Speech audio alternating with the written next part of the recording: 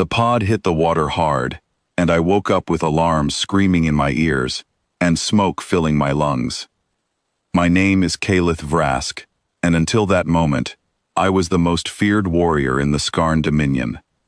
Fleets surrendered when they heard my name. Now I was trapped in a broken escape pod, bleeding, weaponless, and drifting toward a human vessel that had just torn my ship apart. I forced the hatch open with my bare hands. My leg was fractured. My side was burned, and still, I pulled myself out, ready to die on my feet rather than be dragged out like prey. 3 human soldiers stood outside the pod, rifles raised, shouting words I didn't understand yet. I raised my chin and waited for the shot that would end me. It never came.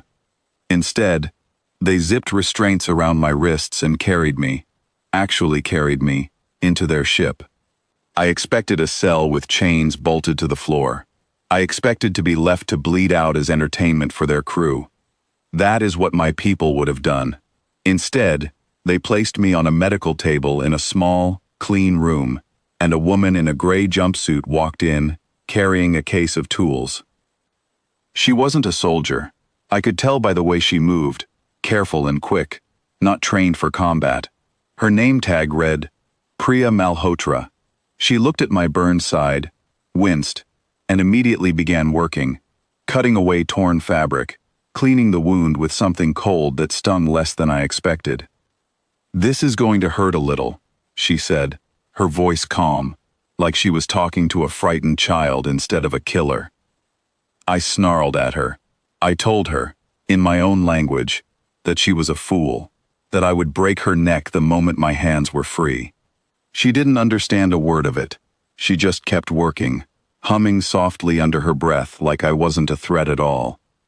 When she finished stitching my side, she brought a tray of food, real food, warm, with steam still rising off it, not the gray paste we fed to prisoners back home. She set it beside me and even loosened one of my restraints so I could eat with my free hand. "You need to keep your strength up," she said, as if that mattered to her. I stared at her for a long moment, waiting to see the trick. There is always a trick. Kindness is a blade wrapped in cloth, and I have been cut by it before. I refused the food, turning my head away, daring her to force it or punish me for defiance. She didn't. She simply left it there, said something that sounded gentle, and walked out. Over the next several days, I tested her. I threw insults she couldn't understand. I thrashed against my restraints hard enough to bruise my own wrists. I refused her medicine, spat out her food, and once, when she leaned too close, I nearly broke free and struck her across the face. My hand stopped inches from her cheek when the guards outside rushed in. Priya didn't even step back. She looked at my hand, then at my eyes, and said something soft to the guards, waving them off. She had every right to let them subdue me, hurt me, punish me for what I almost did. Instead, she picked up her tools and kept treating my wounds like nothing had happened. "You're scared," she said one evening, her translator device finally working well enough for me to understand. I would be too. Scared. The word hit me harder than any blade. No one had called me scared in my entire life. I opened my mouth to deny it, to tell her that warriors of the Skarn do not know fear, but the words caught in my throat.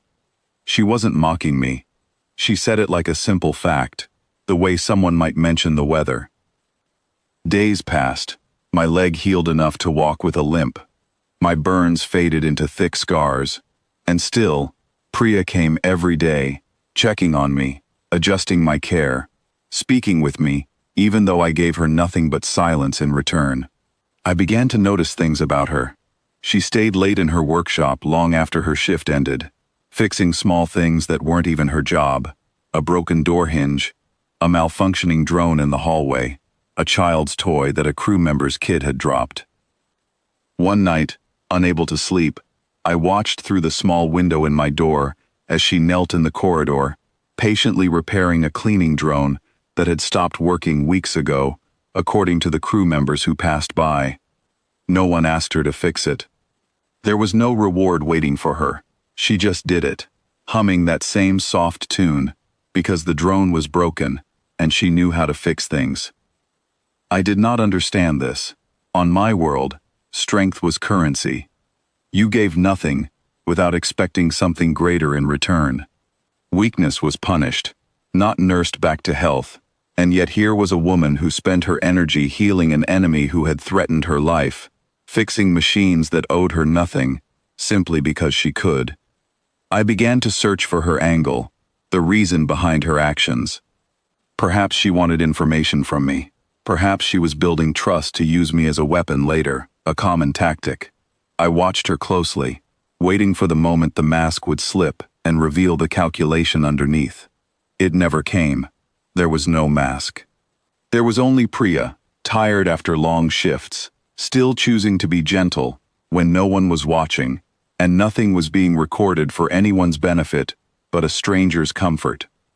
Then came the night. Everything changed. An alarm tore through the ship, red lights flashing along every corridor. I heard shouting, boots pounding against metal floors, and a deep groan as the entire vessel shuddered.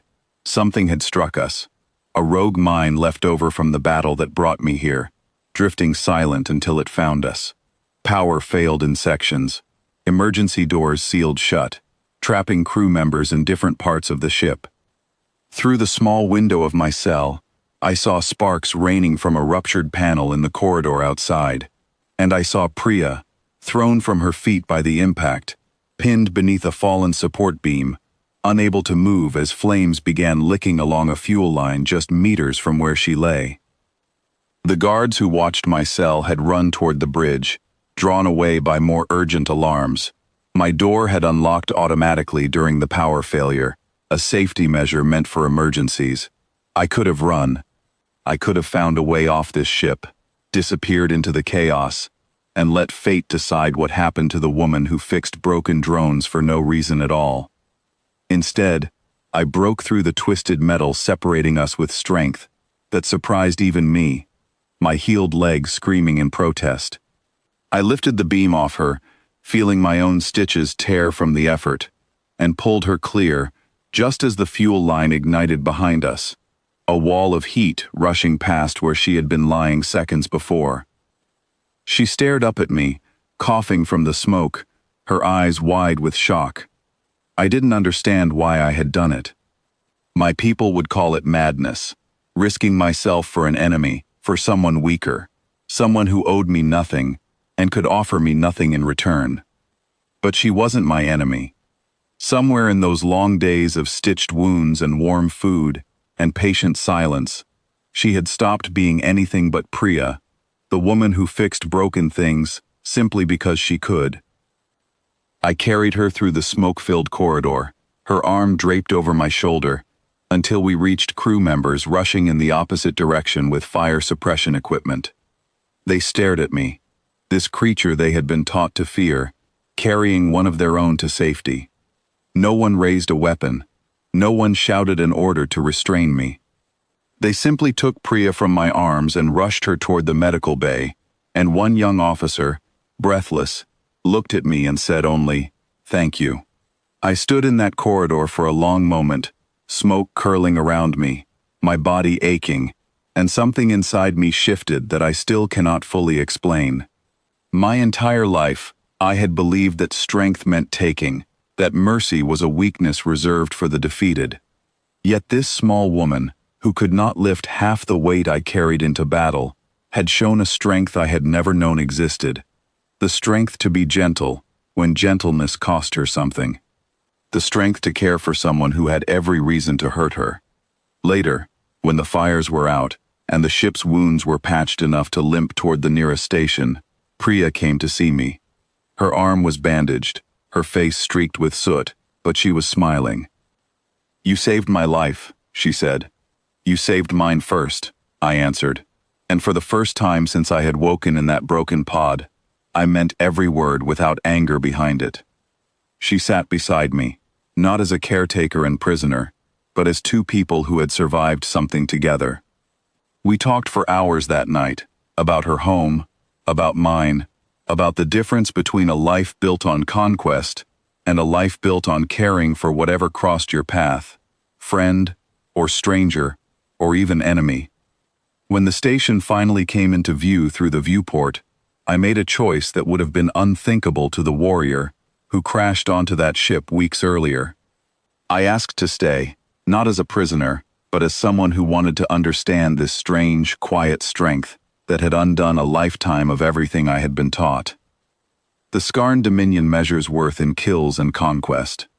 But I had met a woman who measured her worth in broken things made whole again, in kindness given freely, in strength spent lifting others instead of crushing them. And somewhere between the stitched wound and the burning corridor, that quiet strength had done what no army ever could. It had conquered me completely, and I did not mind losing it all.